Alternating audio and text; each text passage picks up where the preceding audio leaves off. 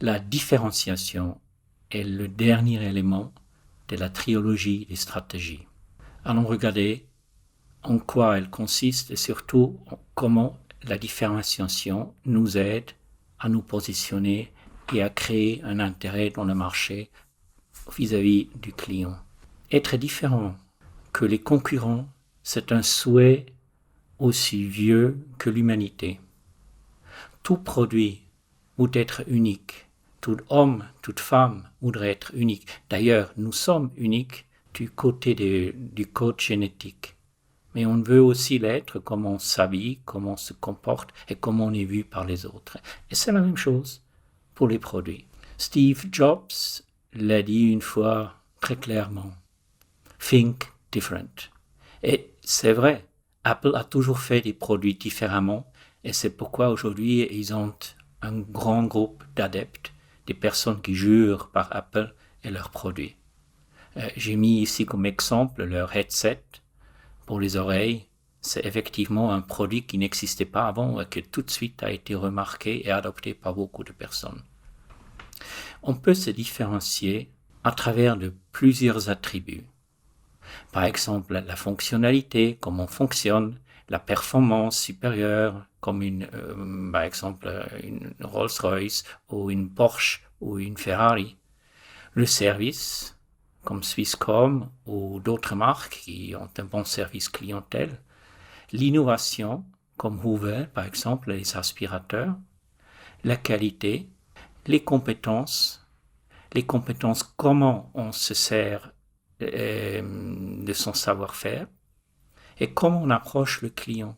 C'est aussi les compétences que vous voulez acquérir en suivant ce cours-là. Et sur l'information que vous donnez aussi, c'est un critère de différenciation. Des bonnes informations claires et utiles aident à mieux comprendre la marque, mais aussi donner l'impression au consommateur que cette marque est pour lui et qu'elle est facile à aborder. Ce tableau-là vous résume les différents angles aux attributs pour la différenciation. Comment créer la différenciation? Et vous voyez aujourd'hui, avec la maturité des marchés, tout en haut, vous avez le critère de l'expérience utilisateur. Aujourd'hui, ce n'est plus le prix qui vraiment compte, ni la qualité, ni la pub. C'est comment moi je vis la marque et comment la marque m'est utile et me soutient et m'aide. C'est donc l'expérience client qui compte beaucoup. Je vous laisse lire la citation de Coco Chanel. Il n'y a rien à ajouter. Un bon exemple de différenciation par le business model ou le modèle d'affaires et par la communication, c'est IKEA. À droite, vous voyez un couple d'hommes.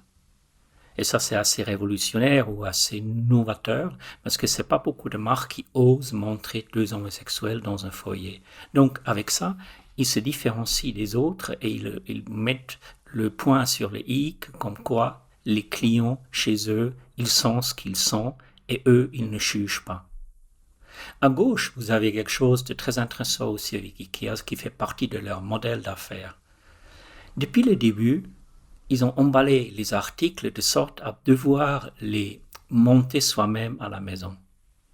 Avec ça, ils n'ont pas seulement baissé les coûts et pu proposer les articles à moindre prix, mais ils ont aussi impliqué le consommateur. Le consommateur a dû faire quelque chose, monter le lit ou les étagères. Et les études ont montré que ça a donné un sentiment de fierté à des jeunes et à des hommes surtout, qui ont été capables de monter cet article. Donc, ça a donné un certain attachement à l'article. Donc, ça a donné un certain attachement à IKEA. Donc, c'est très malin.